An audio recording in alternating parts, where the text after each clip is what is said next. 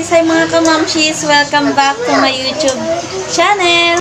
For today's video ay share ko sa inyo kung paano gumawa ng homemade na french fries. Simple lang to guys, simpleng merienda lang to at pwede rin tong pang negosyo. And guys, meron tayo ditong 3 patatas. Tapos bumili rin ako ng chismis. Una guys ay magbabalat muna tayo ng ating patatas.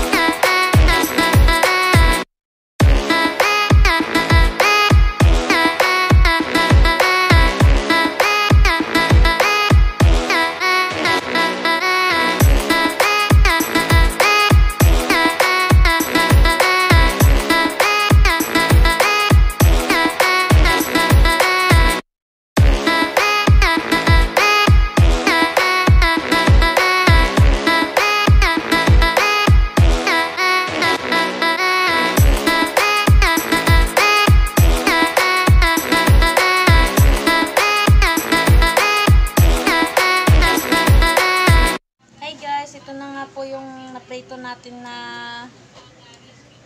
patatas at lalagyan na natin siya ng cheese. Ito ko siya guys nilagay sa lagayan ng ice cream.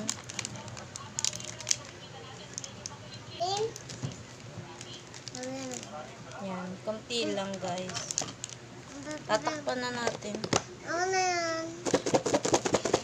Guys, ito na nga po yung ating finished product na homemade french fries. Yan guys. Happy eating everyone.